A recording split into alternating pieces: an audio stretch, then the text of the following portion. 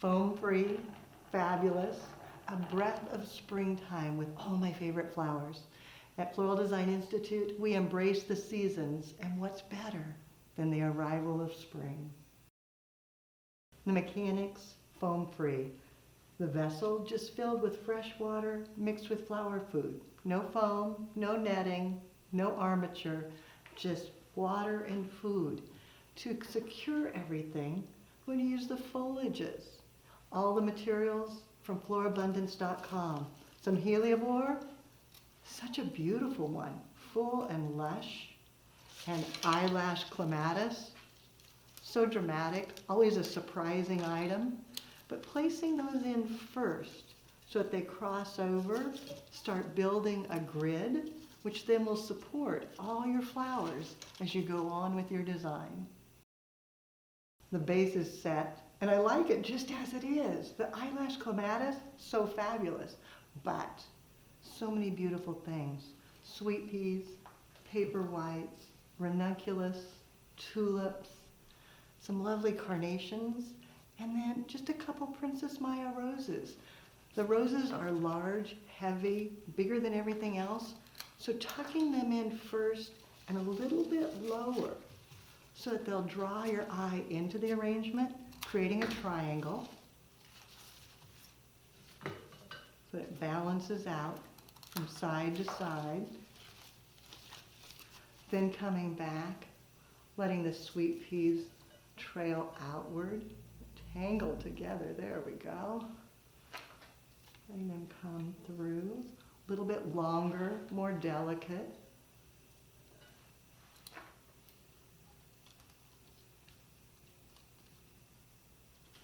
Maybe a tad bit shorter. The tulips, remembering that they're going to grow. So placing them so that they have room to extend within the arrangement so that they don't grow out of the arrangement, they'll just grow within it. Maybe grouping a couple. The paper whites for the fragrance. Makes it smell like springtime. And the ranunculus, so luxurious. Tucking them in. And then repeat, radiating from the central binding point till you run out of flowers. You can see I've added a few more things. I'm going ahead now and just tucking in the last blooms. And as I work, turning it, looking to see where there might be gaps, where maybe I want to add maybe some more paper whites to get some more fragrance coming up through the center. Maybe more sweet peas.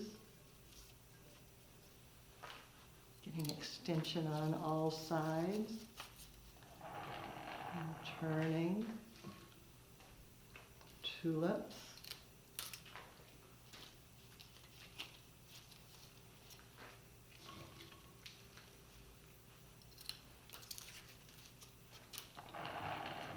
Letting them drape.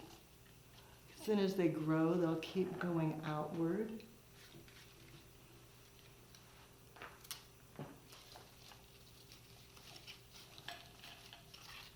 And lastly, just to add a little bit more color, a few blush carnations, tucking them down low so that again they pull the eye into the arrangement and allow everything else to show off just a little bit more because this draws your eye in.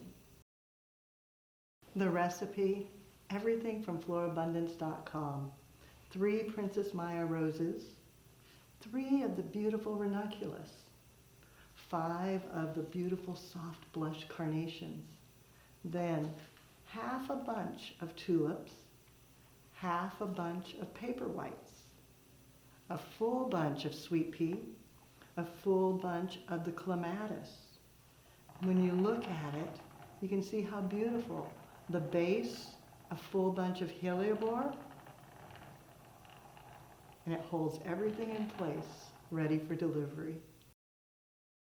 It's easy to make something beautiful when you have gorgeous flowers, but of course, You also have to know what you're doing, the care and handling, the mechanics, and that's what you'll find at flowerschool.com.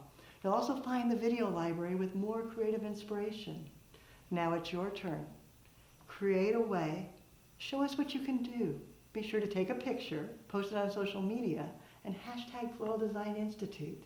That way I can see, and we all can see, what you do as you do something you love.